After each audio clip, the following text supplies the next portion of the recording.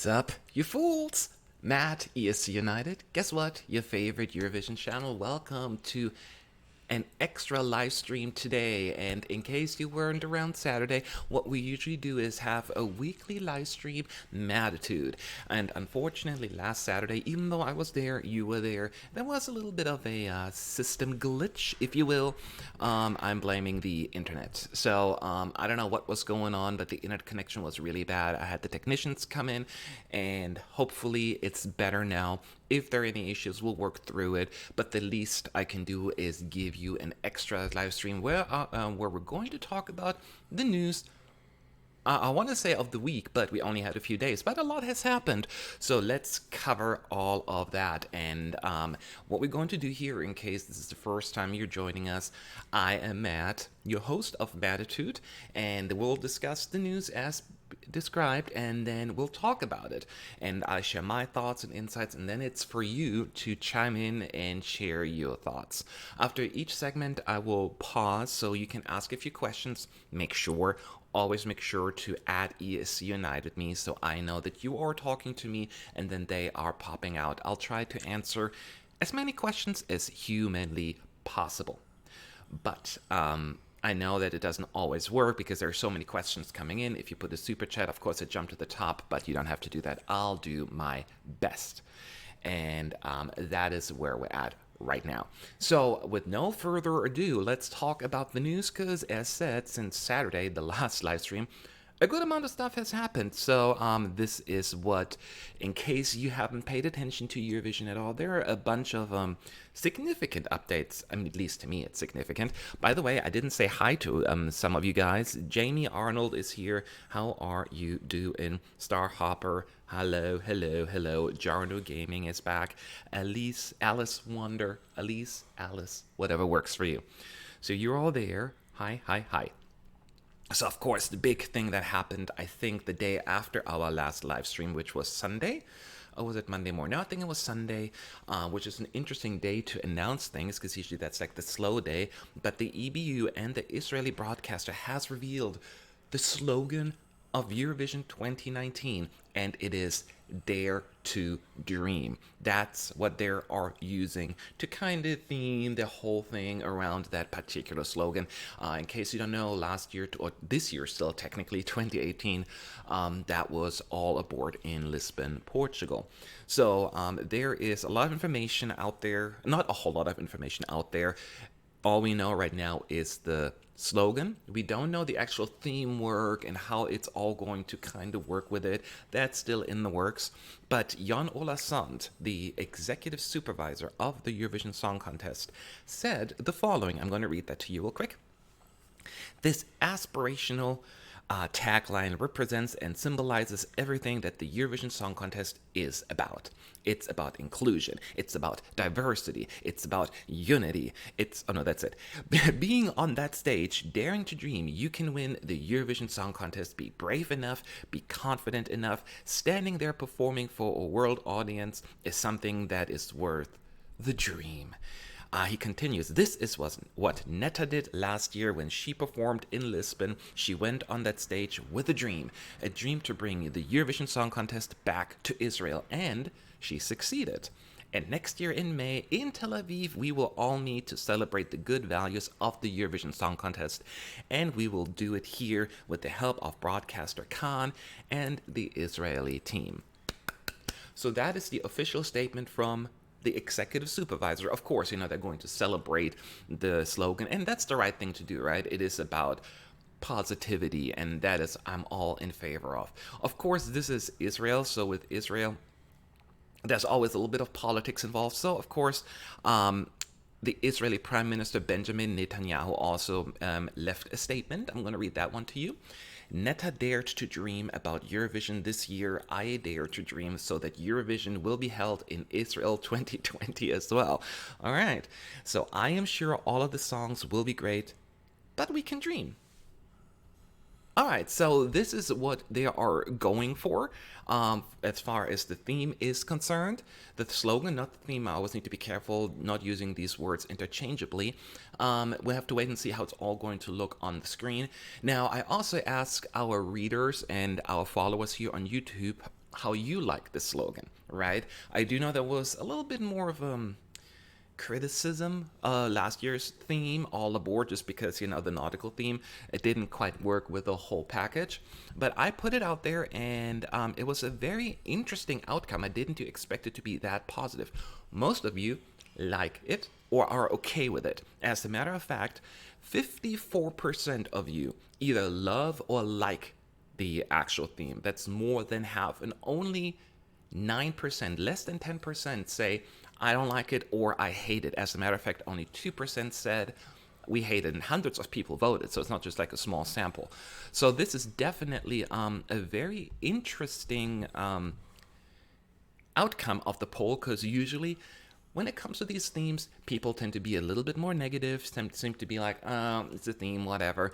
Now, if you ask my opinion, because I'm here talking, so I'll share my thoughts, I like it. I do like it as well.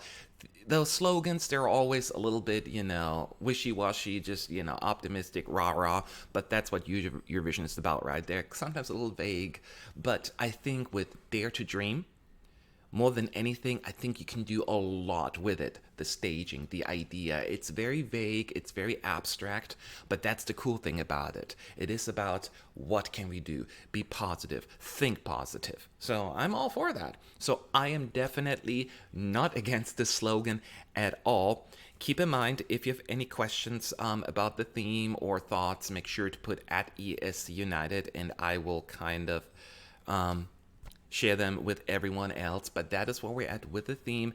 We have to wait and see exactly how that's going to be implemented with the actual artwork and the staging. So that is still up in the air, but it's nice to get at least a little bits and pieces of information throughout the weeks while we're waiting for more information. Okay, so there's some background noise in case you're wondering. We have some construction workers that have been working here for the past week or two now, so I hope they'll be done soon. So in case you hear something, just ignore it. So this is exactly what we are expecting right now. And someone's saying, dare to dream that you will be able to get a ticket, Star Hopper is saying. That is a nice little twist on this one. It is true, the ticket situation may be a little rough. Not sure how that's going to pan out, but exactly, dare to dream. So that is pretty cool. And I see a lot of good positive comments here. By the way, I forgot to say, happy Halloween. Somebody pointed out, yes, especially here in the United States, right? It's Halloween, so everyone is dressing up like crazy, and I love that kind of stuff. So I will go out later tonight because it's only 11 in the morning here in California. I still have plenty of time. I know it's already later where you're at, so hopefully you have a great costume. Hopefully you celebrate, and if not, whatever. Srulik Sand is asking, Matt, do you think we have some clue as how to the stage would look like, fantasy-like? I can't really say what it's going to look like, but from what I'm hearing so far, right, we do know that they want to bring back LEDs. So we will have LEDs already part of the stage. Now, they're also mentioned they want to have a stage that where you can make every performance look very unique and its own. So I think there's going to be very interesting angles of the way the stage is, so that the camera work will be easy to kind of spin around them, go up and down. So I think they will work with the stage that works with the camera. So they're going to into a lot of details. So I'm really excited about that. Now the only problem is because it's a smaller arena, they need to get as many people in there as humanly possible. My guess is that the stage is going to be on the smaller side, right? So that's not always necessarily a bad thing, so they don't look lost on the stage. It comes down to how they are going to deal with it with the camera work, because you can make it look bigger and more appropriate if the camera angle work is right. So that is what I'm hoping for. Charlotte Carson is saying, I'm not sure how I feel about the slogan. Maybe it would have been better suited to JESC, the Junior Eurovision one. Dare to Dream, I don't know if it sounds childlike to me. I think it just sounds positive, and that is what I'm going for. And again, those slogans only mean so much to me. It's just a kind of thing that they always do now these days. Great hashtags. I try not to overthink them, and I think for what they are, this is a very solid effort, and I like it. And I think they can work with it, and that is what it comes down to. So I am excited about that. So that's where we're at with the actual slogan, and more to come about the rest of it. Let's talk about something else, and that is something that broke last night. I was pretty surprised about it. Oh, this is loud. Somebody right above me. So I'll speak up. They're going to probably just do a little drilling here. The Eurovision Asia Song Contest seems to be back on. That's what I'm hearing here, at least. So the first Eurovision Asia Song Contest is set to take place in 13 months. This news was initially broken by journalist Brandon Wolf on his Twitter account, and while an official announcement was made by the 9 News Gold Coast during their news broadcast today as well. And the official announcement is online. We have a link on our website on ESCunited. So we reached out to the EBU, ESCunited, and the Australian broadcaster SBS, as well as the official Eurovision Asia page, and just to get confirmation, because we haven't heard anything from them. So stay tuned for that. It's really weird that this particular broadcaster is talking about it, but nobody else. But why would they have that all on official news network, the mayor commenting on it? It seems legit, but it's still weird that there is some kind of a disconnect. Maybe they jumped the gun. I don't know. So it said, what we know so far. The annual Eurovision Song Contest to be held in Israel in 2019 is the world's largest song contest. All of that stuff. It has been running for 63 years, blah, blah, blah. We know all of that. An opportunity exists for the Gold Coast in Australia to become the home of Eurovision through hosting 2 events in 2019. The National Selection Series, Australia Decides, and in February, followed by the Eurovision Song Contest in December. So basically the idea is that Eurovision Song Contest will be held over 8 days and will include red carpet arrivals, press meet and greets, multiple rehearsal shows, and conclude with a 3-hour live broadcast of the grand final on that Saturday. And the inaugural Eurovision Asia Song Contest will be a close replica of the original Eurovision. It's getting louder and louder. They're above my window right now. Gotta love the timing. So it's just going to be another minute or two. So apparently the rules will be very similar to what we know right now. It's 50% jury, 50% televote.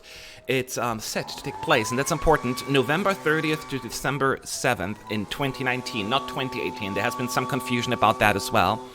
And they indicated that China, India, Indonesia, New Zealand, Singapore, UAE are all among the countries currently in negotiations to participate.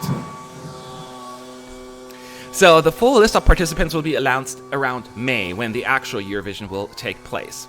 The mayor, as I mentioned, Tom Tade, voiced his excitement with the decision, expecting a viewership of 200 million for the event, which is similar to what we know have with the current Eurovision. And what we hear as well, and that is another biggie, the contest will not be an annual event compared to the Eurovision Song Contest. Instead, the event's long plans is to the Eurovision Asia will be every 4 years. Like the Olympic Games, if you will. Planned for the next 12 years. It's getting louder and louder. They're right above my window. And then we don't know what's going to happen afterwards. So this is where we're at right now. So it is interesting. Now, as I pointed out, this is what was announced by the network we were just talking about, as well as the mayor. And you can watch the clips online. Go to ESCunited.com. However, the EBU has not officially confirmed it. The Australian broadcaster has not confirmed it. The Eurovision Asia page has not confirmed it, which is weird that nobody else talks about it. So my first thing is, number one, did they report inaccurately about that? That would surprise me. This seems all very legit and lots of information. They wouldn't get the mayor involved unless this is legit. So that they may have jumped the gun, that they were not supposed to make an announcement yet, or it's too early in this, in the early stages to really throw that out there. I don't know. So I'm a little bit hesitant to get too excited, but it seems as it's becoming a little bit more and more likely that this is about to happen. Now, once again, ask your questions at ESCunited. I'll do my best to answer them. Somebody saying Australia will participate in both Eurovisions. That is a very good point. That's a very good point you're bringing up, and I was thinking about that yesterday. And this has nothing to do whether or not you agree with Australia being in our Eurovision, the one where we know right now. I know there are different opinions, but let's put that aside right now. Just from a different approach. Is it fair that one country can take in both contests? Should Australia lose then their place in this Eurovision if they want to take part in the Asia Vision contest? I don't know. This is a very tough question. I don't know if I have the answer to it. I need to marinate over that one. But this is a very legit concern for some people to have, right? So, and also people are pointing out, well, why is it going to develop? Okay, so I think we had a little system hiccup here. I think we're going to be back in just a second, so just hang in there. So I think we interrupted here for just a second. So the internet is better, not 100% yet. Okay, they're drilling again. So other questions that they're coming in. There are no confirmed artists so far, and it is the end of October, Flavius97 is saying. From what I'm hearing, it's supposed to be the end of November to early December of next year. No confirmed artists. They're not even confirmed countries yet. So we need to be careful about that as well, as far as like what is going to happen. So again, this is still in the early stages of all of that. So just take it with a grain of salt. But why would they announce it, right? Again, any questions, make sure to post them. Would you like Australia to participate in ESC 2019 and ESC Asia 2019? I guess in 2019 they have to take, as I mentioned before, is it fair that they can get to take part in both contests? Good question. I don't have the answer to that yet. We have to wait and see how that's going to develop. As of right now, nothing has been put out there. We don't have any dates. So until it's really official out there and a date has been set and they have confirmed, I will not worry about that. They should take part in 2019 for now. If we have the Asia Vision thing, I always call it Asia Vision, but it's not Asia Vision, then we have to cross that bridge. As far as like some people also posted, why aren't we calling it Asia Vision on our page? The reason is because the name Asia Vision is already taken by a different event, and then there will be copyright issues. That's why it's called Eurovision Asia, but we all kind of use that terminology because it's so much, it's just catchier and easier to say, but there is a reason why they aren't using it. So if the Asia Vision is once 4 years, then Australia can participate 3 years in Eurovision, then 1 in Asia Vision. That is a very good point, right? They could just sit out 1 year in Eurovision, take part in the Asia Vision, or if it's really just every 4 years, does it really matter? Should they just take part anyway? Because it doesn't really affect them. You know, it's just every 4 years, it's just a special event. Maybe you shouldn't worry about it too much. But all these things are still in the works. I find it weird that that they're going to do it every 4 years. I do know that geographically, logistically, apparently it's a nightmare to get that done, which kind of surprises me. I'm not quite sure what the hassle is about that, but they're saying it's very difficult to organize something for that area and that part of the world. So I don't know all the details. So we have to wait and see how that's all going to pan out. But the fact that there was this big announcement and it seems legit, let's wait for the other official channels, meaning the EBU, Eurovision, SBS Australia, and Eurovision Asia's page to actually throw something out there. Because right now we are playing the guessing game. But I really, really, really want this to happen. So fingers and toes crossed. Let's see, do we have any other questions about that? Who the hell is using Asia Vision? Then somebody's saying, Heidi, I forgot, somebody explained it to me earlier, but there was information overload. There's some other event that is using Asia Vision already. So I would have to look that up. I don't have that information on my hands right now. So this is what's happening. We'll keep you up to date. Make sure that you always follow us on ESCunited. I'll also post the news here on YouTube and on Twitter. We are on Twitter at ESCunited. Follow us. And of course, we have a Facebook page. We have a Facebook page as well. So make sure to check that out as well in the near future. All right, so that's what we have. We have the slogan, right? Dare to Dream. We have now the announcement of potentially now the Eurovision Asia thing coming to fruition, which is excited. So let's focus on the actual news about national selections, because just over the past few days there have been quite a few updates. So, and then you can ask your questions about that as well. But I have them up here, just quick notes, updates on Croatia. So Croatia, as we already talked about, is coming back with the national system final Dora. I loved Dora. They've used it in the past, I think up to 2011, I want to say, and then they scrapped it due to two bad results. And now they are coming back, and I could not be more thrilled. This is what we know. They're going to have 3 gala shows for Dora, although only one will be an actual national final from what we're hearing, and it's going to be in the city of Opatija. Did I say that right? So each night a different style of music will be featured, with the final night will be the actual big national final where you can vote. They're going to start with the chanson and serenades, just to kind of add the nostalgic vibe to it. I'm all in favor of that. Although it's not really a national final in that sense, it's a gala. Then, along with the HRT Symphony Orchestra, Dora Classics with contemporary flavor will be broadcast the second gala, and then the third one, wrapping it up with the third show.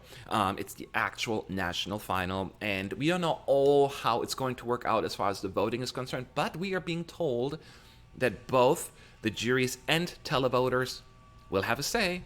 That is always good. I'm all in favor of that. So this is the update from Croatia. Let's see how that's going to pan out. Who else has an update? Obviously, Australia right now had a big update. We already know that they're going to have a national final. A final push is being done to get the songs in. They already received hundreds of them from what we're hearing. November 4th is the deadline. And which is not an easy task, because it's a fairly short notice for people to write songs and put them in. Australia gave the songwriters just a very short time window. It's not always easy just to write a song and then send it in. You want to put forward quality. And these people often are established songwriters, and they have a lot on their plate. They can't just throw all their other projects aside. So it's tough for them. I totally get it.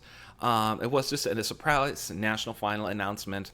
And they have 3 weeks to put it in, something like that. That's not a whole lot of time if you want to have a little bit more of a polished entry. So we have to wait and see, but that's all still in the works, and it's still fun to finally have something from Australia as far as national finals are concerned. The more the merrier, because they've always picked them internally, which was kind of boring. But now we can actually have a proper national final. What else? Malta, real quick, they're continuing the X Factor auditions, continues, full of emotions, but in my opinion, it's fabricated and over-the-top reactions. I don't like these X Factor shows. I don't like these auditions where people make faces, show the bad singing. It's just not for me. I just want to get to the national final, the very last show, and I'll watch that. I'm just not a big fan of those talent shows. Just not for me. I personally hope they will go back to the national final system next year. All right, so we have an update also on Czech Republic. Czech Republic, once again, is doing an online national final, just like they did in 2018. And clearly it worked out. 6th place, 4th place with the televoters, not too shabby. So they are going to, this is what's going to happen. They have the song submission is currently open. It'll close this way, will now close either this or next week, I think. No, October 31st, so it'll close today. That's right, I remember it now. Today, they're going to close down the window, and then now the broadcaster will go through them all, and we'll pick 6 of them, just like they did this year. Now, this is also very interesting. Listen carefully. The competing acts will be revealed in early January, right? So early 2019. The videos will be made available on the official Eurovision app. We all can look at them, and viewers both in Czech Republic and you, us, me, internationally, we get to listen and to vote on the competing songs. That is the coolest part. We get to vote. Now, there's a caveat to that. There will also be, first of all, an international jury, just like this year, will also access and vote on the songs. They will have, a say in it. And so, even though only the votes for the Czech Republic, from the Czech Republic, I should say, will be counted as part of the televote, right? So that's considered the televote, even though it's not calling in, but it's the public vote. Only votes coming from within the Czech Republic will count for that. But us, the people voting outside of Czech Republic, Czechia, whatever you want to call it, We will contribute as one jury member and adding on to the overall tally of the jury. So we are basically one jury member. I think that's cool. I think it's always cool that international folks can take part in it. We shouldn't have the overwhelming say because ultimately it should be up to the country. But just getting a little bit of an idea, this is how the public, the international folks may vote, could have a significant impact. So I think that is a great thing. It's different that Czech Republic is doing an online show, right? Rather than the broadcasted live thing. And I'm okay with that, actually. I don't dislike it. It's different. I don't want every country to do it, but it switches things up, and I really, really enjoy that. So I'm in favor of it. I'm looking forward to it, and let's judge these songs. I'm so glad I will be part of it. Royal Pilot saying Australia struggles with the televote with Eurovision, so I think they should just do Asia Vision and Eurovision should remain in Europe. Struggle is a tough. I think that this year Australia finished dead last in the televote, and last year third to last, second to last, like really far low. The last 2 years, yeah, definitely flopped. But 2 years does not necessarily represent an overall trend, right? Now, in 2016, they finished in 4th place. That's not struggling. And the year before, in 2015, they were 5th or 6th in the televote, I think. Still, a really good result. So I wouldn't say they always struggle. Just the last 2 years, you can make a case that the songs were overrated by the juries. That would I maybe agree with. But I don't necessarily think that... I believe if they send a good song, they will do well. So I'm not necessarily worried about that. AVB85 is saying in the Netherlands, they announced that they are first focusing on a great song and afterward will look for an artist. Yes, I actually briefly talked about that in my last broadcast. But that is just, summing it up. They are want to also have, the broadcaster also wants to have more control in the Netherlands. The Netherlands. I can't even say the word anymore. The broadcaster usually just gave the honor to the act. The act could pick whatever song they want. The staging, they gave them all the creative freedom. They feel like they want to take some of that back now. That they want to have a certain say to it. So I don't necessarily think that's a bad thing. It's nice giving artists the freedom. They need to work with them. I think it's a mutual hand-in-hand kind of process. But yeah, I think I'm okay with that. I think, switching up a little, not a big issue for me. Let's talk about Hungary. Hungary, it's going to be really quick. It's not a whole lot of updates. MTVA, the Hungarian broadcaster, has opened the submission window for Adal 2019 with interested participants able to submit their songs until November 9th. So we have 9 days to go before they close their submission window. Then their selection will begin. And sometime early next year, we should have the Hungarian list and songs. They usually put them out fairly early. We get to listen to them, and you can watch my my reaction video accordingly. I'm super excited about that as well. So that is the update with Hungary. And Armenia, just real quick, Armenia, we don't have an update yet per se, but they gave us an update in that sense, saying that they will announce their details as far as the selection process is concerned after Junior Eurovision 2018, which will be technically next month, so in a couple of weeks, Junior Eurovision, and after that we'll get some updates from Armenia. Now, whether or not they're going to come back with the national final, or if they're going to make changes to it, or maybe they'll go back to choosing someone internally, that remains to be seen. But they said, hold on, you have to wait a few more weeks before we're going to tell you something. Again, if you have any questions about the national finals you want me to answer or share your thoughts, very important, I'll read them. Do at ESCunited in the chat, and I will do that. Which national final is your favorite, by the way? Nikolai Moller is asking. Of course, everyone is going to say Melodifestivalen. Of course, I enjoy Melodifestivalen. I'm not a big fan of their current voting system, how the televoters... they hardly matter anymore with that stupid app vote. But I do like it still. It's done professionally, of course. But there are others. I love Eesti Laul. I'm a big Eesti Laul fan. That one is a lot of fun. I'm trying to think what else is out there. There are so many good ones. I love Supernova in Latvia. Great show. I was a big fan of that. And other than that, yeah, there are some others. I did like the Czech Republic, again, that they're doing something online. A little different, but I appreciate that as well. We can always try something different. And Thomas, don't make me pronounce your last name, Sibilia. Do you think that every country should have a national selection? For selfish reasons, absolutely. The more national finals, the better. I wish they all would do that.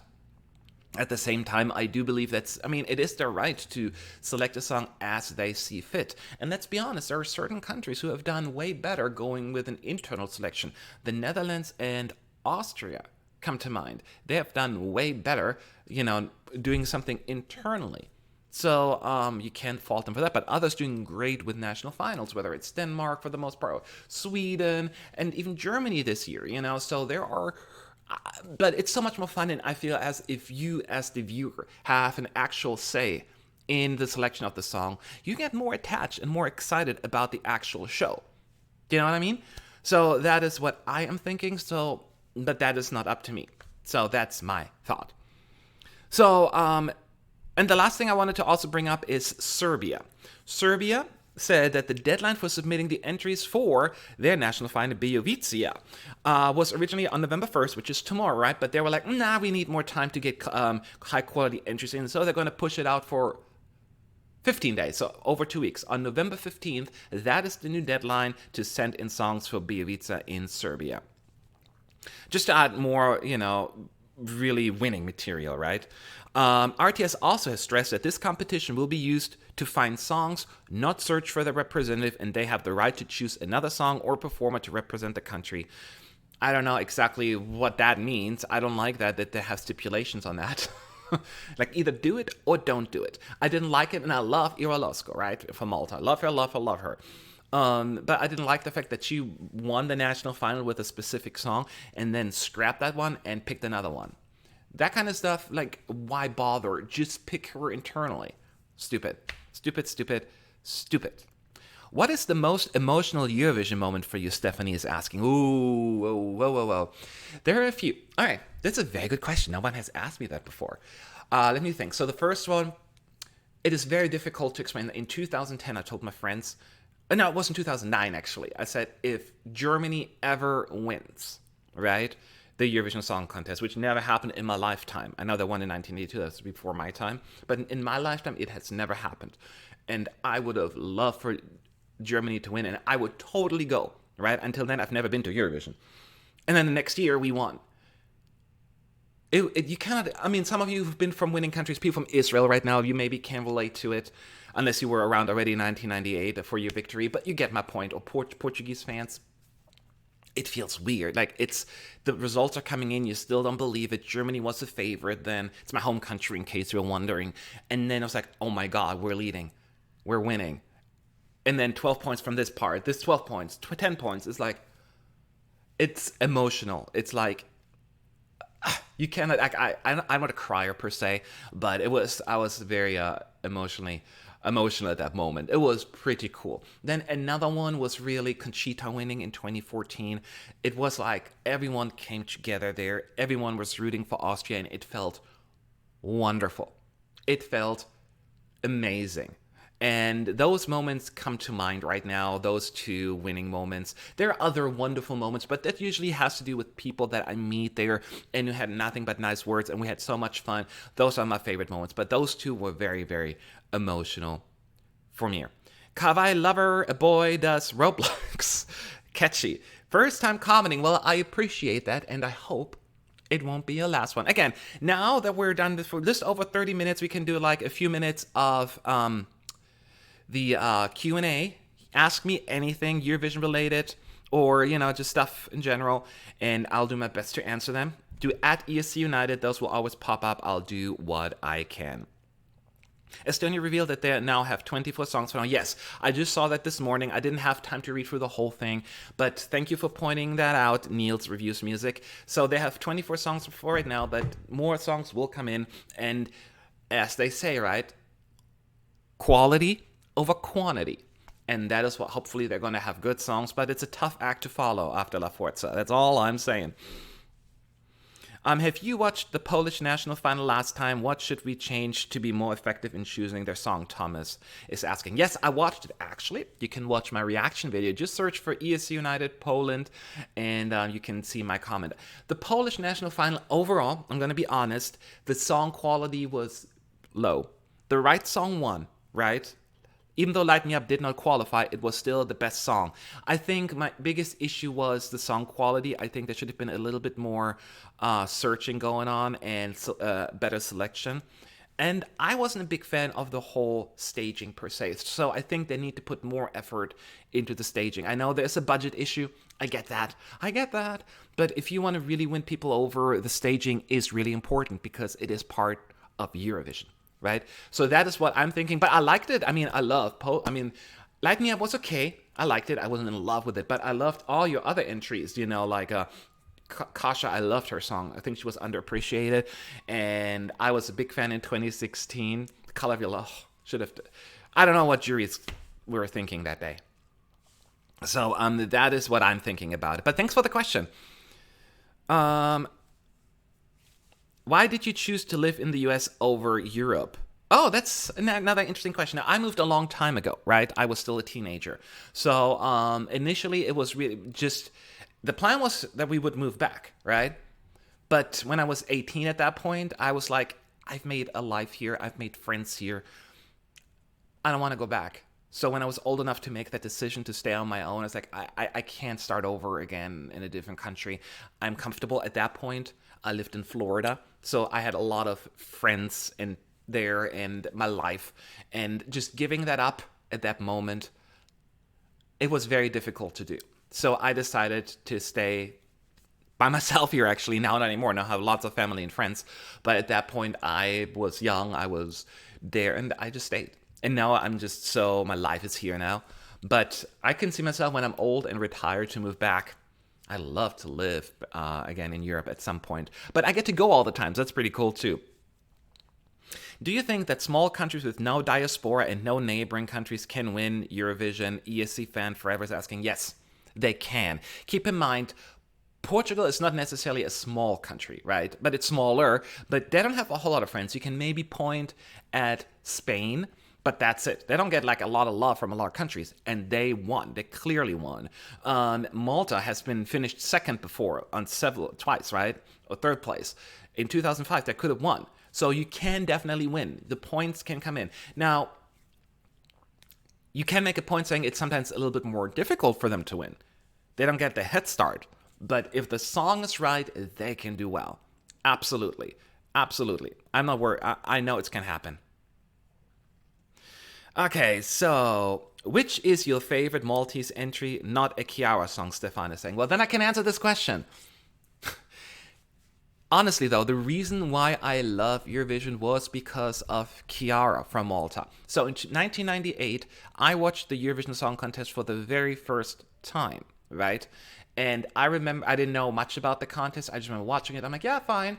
And then Chiara came on and sang The One That I Love. And I was like, oh, I love this. And that's the reason why I kept watching the contest. So, of course, I have a very strong connection with that song. I don't think without Chiara, I wouldn't be doing this. But gun to my head, I loved Ira Losko's Seventh Wonder. It's a guilty pleasure of mine. There's a reason why it did so well. So, I love 2014. That was a wonderful song as well. Coming Home. Mwah. Okay. Next question. Ranovich is saying, who do you think is the country with the lowest chances to win Eurovision? Israel, although 4 wins, Malta, San Marino, or other? It was San Marino, I guess. San Marino, smallest country, get like maybe a few points from Italy, but that's it. They don't have a big budget. They don't have a pool of talent to pick from, to choose from. I think for them, it's a long shot. At the same time, I don't think they want to win. I think they want to do well, put their country on the map, help with tourism, and just say, hey, we're here. So I think objectively, I would say San Marino.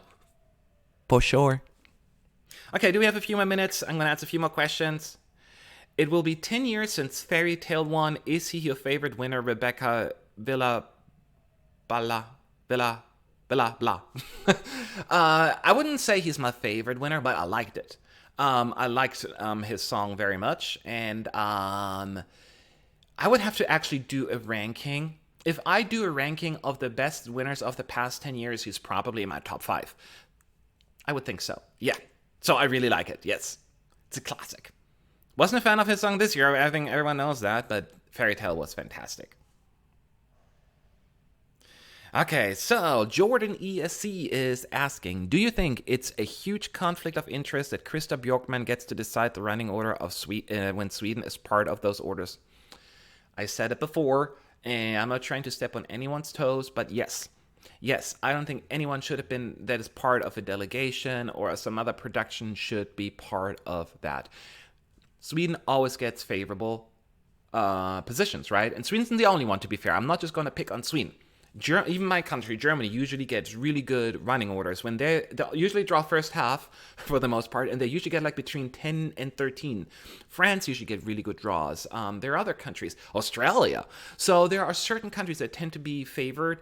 UK can also throw that in there as well, because often countries like Sweden and UK, they have these elaborate staging, so they put them right after a break, and the breaks are somewhere at a more convenient place.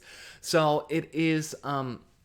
Yes, I don't like I'm a big opponent of the producer decided running order. The only way for me to support that if they do more buckets, like the first 5 songs and one song 1 through 5, 5 to 10, that kind of stuff, right? But giving someone between first and 13th and 14th and 26th, that could be such a huge impact.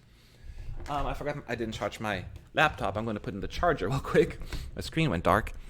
So, yes, so I'm not a big fan of it, and I don't like that they are involved with that. He may be the most neutral person, and he does not look at Sweden that way. It's perfectly fine, but it's the cosmetics of it and just the impression. So I'm not a fan of it. Okay, so what going on with you to react to our top 10 of Iceland entries? I don't know what you mean by that. What's going on? I've done that already, if that's what your question is. I already reacted to the Icelandic entries. All right, let's answer a few more questions here. We got a few more minutes. Matthew Andrews is asking, have you heard that Tamara Caprillion has submitted a song to the UK? You decide. What are your thoughts on how you would like the UK to change their selection process from now on? I heard about that she sent a song. So did Joust. They weren't chosen. I don't know if she had received a response. I don't think she will. I don't see them going for someone that is not from the UK. But you can try, right? She really wants to go to Eurovision, and I can only applaud that. As far as the selection process is concerned, I get that asked a lot, and I may sound a broken record, but I'll say it anyway after I had this. Talking this much is really difficult. I believe that the UK needs to get rid of the judges, the panel that comments after each song because they influence a certain group of people and vote a certain way when they may not want it to go down that route, and they don't know. And number 2, make it transparent, show the result. I know it's BBC rules that they don't do that. It's a policy, but Eurovision is different. It's different. You have to show it. That is my short answer, because you can watch my previous videos how I commented on that. Okay. Let's see who else. Kawaii Lover is a boy. I cried when Belgium got 41st on 2012 with Iris. Tears of sadness, I would assume. I don't know. I mean, it was a weird song. I wasn't into it, so I don't know what to say about that. But hey, we all have favorites, right? Please do a Maltese reaction video, Stefan is saying. I will do one. I have put up in the poll quite a bit, but it hasn't won the poll yet. But I'll keep putting it out there as the requests come in, and it will happen eventually. Trust me. Okay, so a few more questions.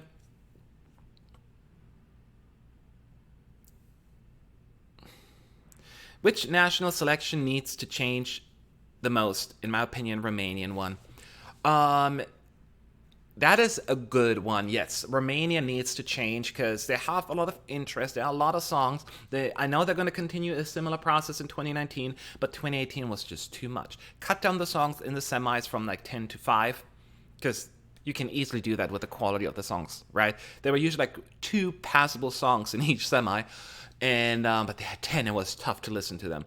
And they need to fix the voting. Like 100% voting, televotes in the finals may not be the best idea, especially when you show the results as this thing progresses and people vote for a song or against a song. That's never good. And I don't know if televoting is really working in Romania, because it seems as you just have to have more fans. Like those 2 young kids walking on water, they went to all these schools and convinced people to vote for them. So all the kids voted for them, and they all almost won. So they need to figure out the voting system as well. So have a 50-50 voting system. That would be my suggestion. But Romania has potential, right? Because they usually qualify, except for this year. And even now this year, they barely missed out. Thanks to the juries, though. Okay, so let's see here. A long time ago, you posted that we vote for the top 10 of Iceland entries, and you will react to this, and you never did it. I reacted to the top 10 of Iceland? I don't know what you mean by that. I'm sorry. I really try not, like, I reacted to all Icelandic entries. And I don't know, you vote for the top 10 of Iceland. I'm not sure what you mean by that. Okay, so Jarno is saying, only Teardrops is my favorite. What do you think of it? Oh no, you shouldn't have asked that question. I have my Denmark reaction video up, and unfortunately you will, don't hate me, I did not like that song, and it was one of my least favorite winners. But this comes down to personal taste. It comes down to personal taste, right? I just didn't like it. That's all it comes down to. It's okay if you like it. Totally fine. All right, so these are the news for the day. I just wanted to kind of squeeze in this little live stream, since, you know, the last one got a little butchered with the technology. This already has been an improvement. I still need to do some tweaking with the quality of the video, the buffering, all that stuff, but I think we are on the right track. So, who knows what's going to happen by Saturday? I will be back Saturday, so don't worry. We'll have another live stream there. This was just an extra one due to the kind of meh thing that happened Saturday. Thanks for watching, everyone, and let's keep each other entertained until the Eurovision season really picks up. Thanks again for showing up, and have a good day, everyone. Goodbye, goodbye. I need to find the pause button, because otherwise this will not stop. And we're done. Goodbye.